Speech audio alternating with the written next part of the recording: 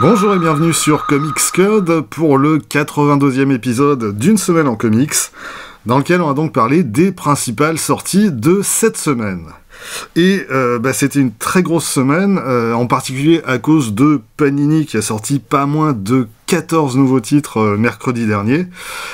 On va d'ailleurs commencer par eux et je vais aller assez vite, d'autant plus que j'ai rien pris chez eux cette semaine, même s'il y a de très bonnes choses au menu.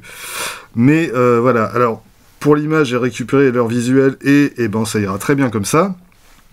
On a donc 6 nouveaux titres dans leur collection poche, et avec, je trouve, globalement une très bonne sélection, et en particulier le premier tome d'Amazing Spider-Man par J. Michael Straczynski et John Romita Jr. Alors, je suis pas le plus grand fan du travail de Straczynski sur cette série, et en particulier dans la seconde moitié de son run, mais sur les premiers épisodes, à l'époque, j'ai trouvé que ça démarrait vraiment bien, surtout quand même après une longue période en dents de scie niveau qualité sur la série. J'ai pas lu les épisodes en question depuis assez longtemps, ce serait peut-être l'occasion de les relire et d'en faire une vidéo, si je trouve le temps, mais c'est pas gagné. Et alors pareil pour le premier tome de Daredevil par Frank Miller. C'est un titre que je pense qu'il faut avoir lu au moins une fois dans sa vie quand on s'intéresse aux comics. Alors bon, ça a plus de 45 ans aujourd'hui. Aux yeux d'un jeune lecteur, ça peut peut-être paraître daté par certains aspects, mais pour l'époque, la narration de Frank Miller, elle était incroyablement novatrice. Alors là, il s'agit principalement dans ce premier tome d'épisodes qui sont écrits par Roger McKenzie. Là, on est encore dans le super-héros classique côté scénario, mais c'est une période que je prends toujours plaisir à relire. J'ai découvert ça quand c'est sorti dans Strange, j'avais quoi, 12 ans. Ça faisait un peu plus de 3 ans que je lisais des comics, mais déjà à l'époque, je me rendais compte à quel point c'était quand même différent de tout ce que Marvel pouvait publier par ailleurs, même si j'étais incapable d'expliquer en quoi c'était différent. Mais voilà, ça reste aujourd'hui encore une de mes séries de référence. Et sinon, on a aussi le premier tome de Kick-Ass de Mark Millar et John Romita Jr. Alors là, j'ai jamais été fan, mais clairement, c'est un titre qui a tout à fait sa place dans cette collection. Et puis pour le reste, on a la suite des séries en cours, Ultimate Spider-Man, Civil War et The Boys. Donc vraiment, je trouve que c'est une très bonne sélection, et il me semble que tous les lecteurs devraient pouvoir y trouver quelque chose qui leur convient.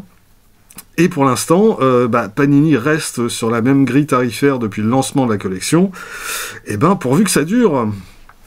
À côté de ça, on a les titres réguliers habituels, Ultimate Universe numéro 3, en version pochette surprise, Marvel Comics numéro 14, X-Men 3 et 4, et puis le tome 2 de Blood Hunt. Alors sur ces différents titres, je vous renvoie à ma vidéo des sorties Panini de février.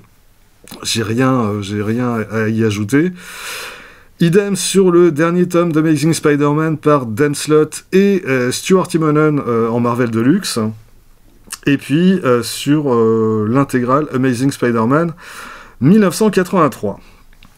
Et puis, je vais revenir quand même 30 secondes sur le premier omnibus ROM qu'un certain nombre de lecteurs attendaient, et qui est donc enfin disponible. Alors, quoique, en fait, je l'ai même pas vu chez mon libraire. Je sais pas combien d'exemplaires ils avaient rentré, mais quand je suis passé en milieu de semaine, il y en avait déjà plus. Mais en tout cas, voilà, c'est désormais dispo. Sauf que depuis 3-4 jours, ça grogne pas mal sur les réseaux sociaux. Et en particulier pour ce que j'en ai vu, sur la page Facebook de Panini. Et sur celle d'Excalibur Comics aussi, qui, il me semble, c'était les premiers à parler de ça. La raison de cette grogne, c'est le choix qu'a fait le traducteur, en l'occurrence c'est Jérémy Manès, si j'ai bien suivi, le choix qu'il a fait de traduire les noms de certains membres du casting de la série. avec en particulier Starshine qui devient Lumina, Firefall qui devient Meteor, et Deathwing qui devient Mortel. Mortel en 2 mots. Ça c'est pour ce que j'ai pu noter, en tout cas dans les différents échanges. Et donc, ça gueule pas mal, parce que dans la première version française dans Strange, tous ces personnages avaient gardé leur nom original. Et donc, pourquoi aujourd'hui choisir de traduire ces noms plutôt que de garder les originaux? Surtout que Lumina, ça sonne quand même plus comme une gamme de lampadaires chez Ikea que comme une héroïne de l'espace. Alors bon, sur la page Facebook de Panini, le community manager, lui, il se défausse de toute responsabilité de la part de l'équipe éditoriale, et il fait peser ce choix entièrement sur le traducteur. Ce qui me paraît carrément cavalier comme réponse, du style « Non, mais venez pas gueuler chez nous, allez plutôt engueuler le traducteur ». Comme si les traductions n'étaient pas validées par l'équipe éditoriale. Ou alors c'est que l'équipe éditoriale, elle fait pas son boulot. Mais bref, évidemment que c'était pas une bonne idée de traduire ces différents noms, parce que cet omnibus, il s'adresse quand même en premier lieu à un lectorat qui a lu Rome à l'époque, qui a envie de retrouver ces histoires dans une belle édition, et aussi dans une version non censurée, et que, leur changer le nom d'une partie du casting, non seulement dans l'absolu ça n'a aucun intérêt, mais là, clairement, ça a braqué une partie du lectorat potentiel. Je veux dire, s'ils gardaient les noms d'origine, il n'y a pas un internaute qui serait venu se plaindre que les noms n'aient pas été francisés. Du genre, monsieur, on est ici en France, on parle français, gna gna gna. Enfin bon, évidemment que non. Et bref, ça fait quand même des mois et des mois qu'il y a pas mal de monde qui trépigne d'impatience à l'annonce de cette sortie. Et quand le bouquin est disponible, Panini ils se prennent une shitstorm pour le choix qu'ils ont fait, et que du coup en plus ils ont pas trop l'air d'assumer, ce qui est encore pire de mon point de vue. Alors, au final, est-ce que ça va jouer sur les ventes ? Sans doute pas. Ou alors marginalement, éventuellement, parce que voilà, on a quelques internautes qui annoncent que finalement, si c'est comme ça, ils prendront pas cet omnibus. Bon, je doute qu'il soit très représentatif de la majorité des lecteurs.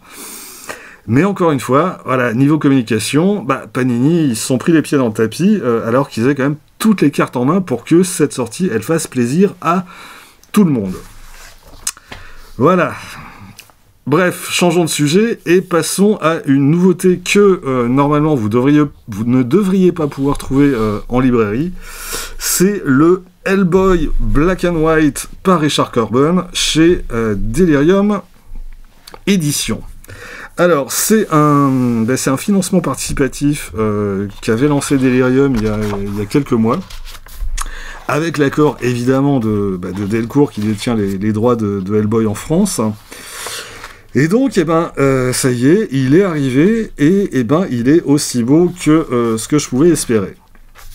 Et on retrouve donc au sommaire toutes les histoires de Hellboy dessinées par Richard Corben, et ce qui représente quand même au total pas loin de 300 planches, et le tout, comme on le voit, en version noir et blanc. Et je trouve vraiment le résultat très beau et même assez passionnant, surtout quand on le compare à la version couleur. Alors de base, je fais pas partie des lecteurs qui se précipitent sur n'importe quel titre édité en noir et blanc. Et il y a même certains dessinateurs que j'aime vraiment beaucoup. Genre, par exemple, Daniel Warren Johnson, en noir et blanc, ça perd quand même énormément en lisibilité. Je trouve vraiment que ces planches, elles peuvent pas se passer de la couleur. Mais en même temps, elles n'ont pas vocation non plus à être publiées en noir et blanc. Mais là, chez Corben, même sans couleur, il me semble quand même que ça reste assez parfait. Et alors, c'est intéressant de comparer les deux versions. Si je prends par exemple l'histoire de l'homme tordu, et que je prends la version qui est qui figure dans le volume 4 de l'édition Deluxe, qui commence, hop, ici. Non, j'y étais, voilà. Voilà. L'édition Deluxe, l'édition couleur de l'Homme Tordu avec les couleurs de Dave Stewart, clairement les couleurs elles vont venir apporter de la texture à la fois au corps et au décor, mais quand tu réduis les planches de Corben à l'essentiel, c'est super pratique à manipuler les grands formats. Quand tu réduis les planches de Corben à l'essentiel, c'est-à-dire à son dessin en noir et blanc, la lisibilité, elle reste parfaite, et puis la qualité de son trait, je trouve, elle ressort encore davantage. Et du coup, cette édition en noir et blanc, je la trouve très complémentaire des éditions couleur. Je trouve qu'elle apporte quelque chose à l'œuvre de Corben, et elle permet d'appréhender différemment les qualités de son dessin. Alors, mon seul regret sur cette édition, c'est la partie bonus, où tu as notamment quelques esquisses préparatoires, des recherches et des croquis. Mais tu en as vraiment certaines qui sont reprises, comme ici, au format timbre-poste, alors que certains des dessins en question, en fait, on les retrouve dans un format nettement plus grand en Deluxe. Et très franchement, là, j'aurais pas été contre 16 pages de plus pour profiter de ces travaux en plus grand format. Puisqu'on est chez Delirium, on va y rester avec leur nouveauté de la semaine, l'histoire d'un vilain rat de Brian Talbot. Bon, j'en ai déjà parlé assez longuement dans les nouveautés de février, donc je vais être relativement bref. C'est un récit qui date de 1994, et qui est réalisé quand même dans un style réaliste qui est très différent de ce qu'on a pu voir de Talbot, par exemple sur sa série Granville, dont j'ai parlé à plusieurs reprises sur la chaîne. Et c'est une histoire dont le thème principal est l'inceste. Plus précisément, l'inceste qu'a subi l'héroïne du récit, Hélène, et qu'elle a subi de la part de son père, et qui l'a poussée à fuir le domicile familial et à vivre dans la rue. Alors, il y a clairement un aspect pédagogique dans ce récit, dans la manière dont Hélène va parvenir à passer outre le traumatisme qu'elle a vécu pour pouvoir commencer à se reconstruire. Et souvent dans un tel récit, ce côté pédagogique, il a tendance à prendre le dessus sur le côté artistique et créatif de l'œuvre. Et c'est pas le cas dans l'histoire d'un vilain rat. Brian Talbot, il perd jamais de vue cet élément créatif, et il le fait jamais passer au second plan. Et que ce soit le rapport d'Hélène avec l'œuvre de Beatrix Potter. Beatrix Potter, en Angleterre, c'est vraiment une référence en matière de littérature pour enfants. Et son œuvre, elle occupe une place très particulière, à la fois pour Hélène et au sein même du récit. Ou également quand Brian Talbot met en scène les promenades d'Hélène dans la région du Lake District, et en fait ces passages-là, on passe quasiment du côté de la fantaisie. Et donc, le côté pédagogique et entre guillemets édifiant de cette histoire, il vient jamais écraser son aspect fictionnel et imaginatif. Et rien que pour ça, je trouve que quand même l'histoire d'un vilain rat, c'est une réussite assez exceptionnelle.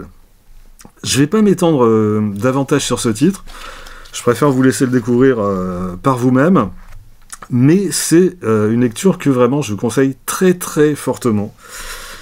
C'est très beau, c'est très émouvant, Et ben c'est peut-être bien le chef-d'œuvre de Brian Talbot. L'histoire d'un Vinara est donc sortie chez Delirium, 144 pages, format 19 par 28 cm, traduit par François Pénéot, au prix de 22 €. On enchaîne sans aucune transition avec L'île aux orques de Joshua Dysart et Alberto Ponticelli, le nouveau titre Bad ID que publient les éditions Bliss. Alors, une petite déception quand même pour commencer. Ce nouveau titre, il est un petit peu plus petit que les titres Bad ID précédents. On est sur du 19 par 30 cm au lieu de 21 par 32 comme c'était le cas précédemment. Alors, ça reste quand même un beau format. Mais voilà, surtout, le principal, je crois bien que L'île aux orques, c'est mon titre Bad ID préféré jusqu'à présent. Alors, on est dans un univers de fantasy. On est dans un monde ultra violent et qui vit sous la coupe des hauts patriarches, qui sont des êtres qui vivent à bord de cités ou de temples volants, et qui ont que des contacts limités avec le reste de la population.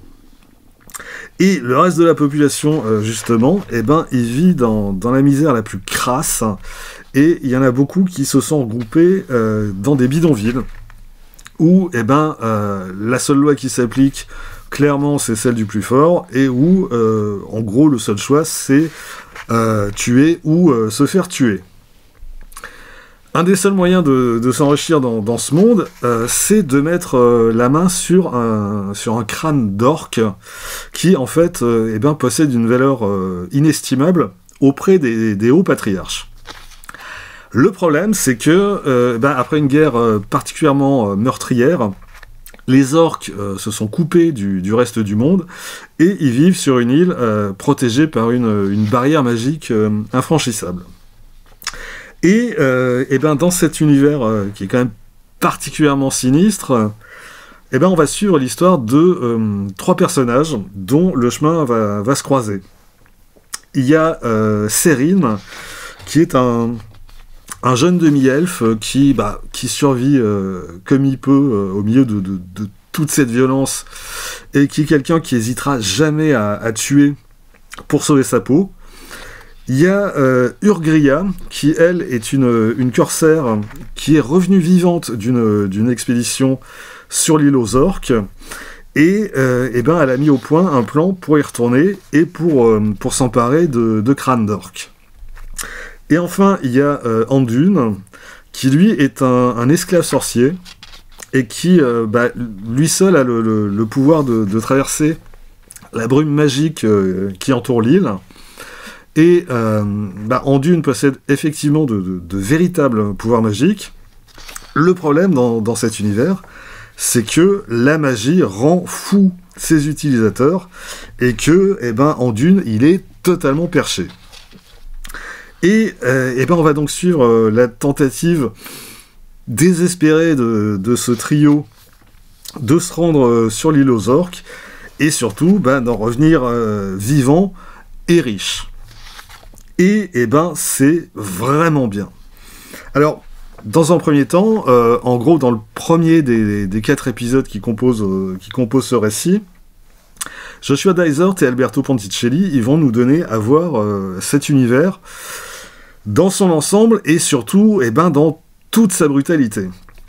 On a une scène d'introduction quand même dans laquelle on a un groupe de miséreux qui ils vont vendre leurs enfants aux hauts patriarches en échange de ce qui leur permettra de subsister encore un peu.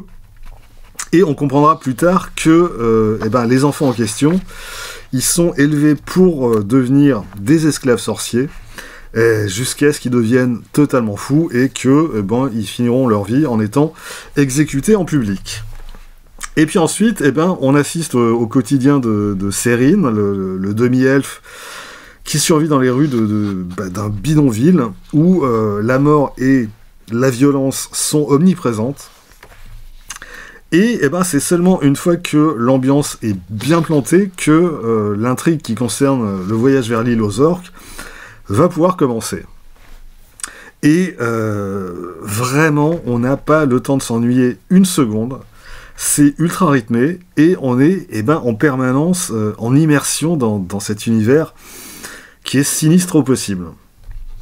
Et c'est l'autre force de l'île aux orques, c'est les planches qui sont quand même assez incroyables d'Alberto Ponticelli. Alors j'ai déjà eu l'occasion de dire tout le bien que je pense de cet artiste, et notamment à propos du tome 1 de Frankenstein présente Creature Commandos, que Urban Comics a publié il y a quelques mois. Et ici, il y a à nouveau quand même des planches qui sont assez folles et qui sont peuplées de créatures monstrueuses et de bâtiments délirants. Et il est quand même assez incroyable dans ce registre. Et ces dessins, ils donnent vraiment à cet univers un ton unique. On n'est pas dans les stéréotypes de la fantasy, et là, ça donne vraiment quelque chose de tout à fait singulier. Alors, tout ça est évidemment très sombre et très violent. Et là aussi, au scénario, Joshua Dysart, il prend le parti pris de jouer à fond sur ce registre. Il n'est pas question dans cette histoire de rédemption. Il n'y a rien de beau ou de bon qui peut en sortir. Et aucun des personnages de cette histoire inspire la moindre sympathie.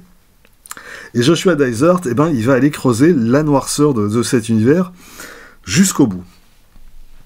Alors, en tant que lecteur, si on n'est pas prêt à se lancer dans une histoire qui est vraiment nihiliste de bout en bout, il vaut sans doute mieux s'abstenir, mais pour les autres, c'est vraiment une lecture que je recommande assez fortement. L'île aux orques est donc de Joshua Dysart et Alberto Ponticelli, est sorti chez Bliss Edition. 144 pages, format 19 par 30 cm. La traduction est de Florent de Gletagne et Lou Salle, et il est au prix de 25 €. On passe sur Urban Comics avec un autre titre en très grand format, c'est Aucune tombe assez profonde de Skottie Young et Jorge Corona. Alors, Young et Corona, ça devient un duo auquel on commence quand même à être habitué. Il y a eu Middle West, qu'Urban Comics a réédité en intégrale dans sa collection Urban l'an dernier. Il y a aussi eu Celui que tu aimes dans les ténèbres, c'était en 2022. Et donc, aujourd'hui, il y a ce récit complet qui est initialement paru en 5 épisodes aux États-Unis. Et de base, Aucune tombe aussi profonde, c'est un western. C'est l'histoire de Ryder, qui est une femme, qui est une épouse et la mère d'une petite fille, et qui découvre qu'elle en a plus pour très longtemps à vivre. Et qui, plutôt que de s'éteindre doucement auprès de ceux qu'elle aime, elle décide de se lancer toute seule dans une quête. Et une quête qui, on va le comprendre assez vite, qui va tirer le récit vers le fantastique et vers le surnaturel. Ce qu'on va découvrir aussi progressivement au fil du récit, c'est le passé de Ryder. Parce que, elle n'a pas toujours été cette mère et cette épouse aimante qu'on découvre au début du récit. Ryder, elle a un passé très violent, et c'est un passé qui, au moment où le futur se referme devant elle, c'est un passé qui va la rattraper. Et donc, on va suivre le périple de Ryder, qui est une sorte de voyage désespéré, dont on se doute d'emblée quand même qu'il a à peu près aucune chance d'aboutir à ce qu'elle espère. Et je pense que je vais pas vous en dire davantage que ça. Le scénario de Skottie Young, il est plutôt pas mal, même si alors tout ça me semble quand même un petit peu trop balisé, et il offre pas vraiment de surprise. On sait vers quoi on va, et puis les étapes par lesquelles on passe, elles sont quand même relativement prévisibles. Le principal intérêt du scénario, en fait, c'est que il permet à Jorge Corona de signer des planches assez magnifiques. Alors, dans la première partie du récit, ce sont ces vastes paysages désertiques à travers lesquels Ryder voyage. Alors, c'est des décors classiques de western, mais auquel Jorge Corona, il réussit, je trouve, à donner une touche particulière. Et puis après, dans la suite du récit, là, il va pouvoir s'éclater à mettre en scène un univers qui est très différent, mais voilà, là encore, le résultat est franchement superbe. Et puis, ces planches, elles sont évidemment mises en valeur par le format qu'a choisi Urban. Et effectivement, voilà, dans le très grand format de leur collection Urban, c'est un bonheur. Et surtout que, même quand ils signent pas des pleines pages ou des doubles pages, Corona, il découpe souvent ses planches, le plus souvent en 4-5 cases maximum, et ce qui donne des choses assez spectaculaires graphiquement. Mais c'est pas juste non plus des belles illustrations, il y a aussi sa composition et son storytelling, et on a par exemple de longues séquences sans aucun dialogue, et où tout repose sur la qualité de son découpage, et où à chaque fois on se laisse embarquer par le rythme qu'il donne au récit. Bref, je trouve que l'histoire de Skottie Young, elle est vraiment au service de Jorge Corona, et son principal intérêt, de mon point de vue, c'est qu'elle lui permet de donner le meilleur de lui-même, et de ce point de vue, Aucune tombe assez profonde est quand même une belle réussite. Aucune tombe assez profonde est donc parue dans la collection Urban, 152 pages, format 21 par 32 cm. La traduction est de Julien Di Giacomo, et l'album est à 21 €. Et on retrouve Skottie Young au scénario de l'autre sortie Urban de la semaine, le 3e tome de Fluff Fairyland, toujours dessiné par Brett Bean. Alors je vais aller quand même assez vite sur celui-ci, mais je vais quand même préciser que c'est pour l'instant mon tome préféré de la série. Alors, l'histoire elle commence là où elle s'était arrêtée au tome précédent, avec la reine Claudia qui a réussi à piquer la place de Gertrude pour revenir dans le monde réel. Sauf que, ça va pas se passer si bien que ça pour elle, et que, elle va s'en prendre plein la tronche pendant tout l'épisode. On a ensuite un épisode qui est un peu atypique dans la forme. En fait, c'est une histoire en prose illustrée. On pourrait appeler ça la fable du troll et des 4 bouquetons. Et, j'aime beaucoup là le travail de Jean-François Beaulieu sur les couleurs sur cet épisode, qui est dans un style vraiment assez différent du reste de la série, et je trouve que, en l'occurrence, ça fonctionne particulièrement bien. Et puis ensuite, attention, on a Fluff Fairyland, le film, avec 2 producteurs de cinéma qui décident d'adapter pour le grand écran l'histoire de Gertrude, et ça va évidemment donner un truc assez abominable. Et puis enfin, on a une histoire en 2 parties qui reprend un des éléments qui apparaissait dans le premier tome, et qu'on va retrouver ici, mais en pire. Bref, Fluff Fairyland, c'est toujours aussi bête et méchant. Et quand au scénario Skottie Young il est particulièrement en forme, ça donne une lecture qui est assez réjouissante.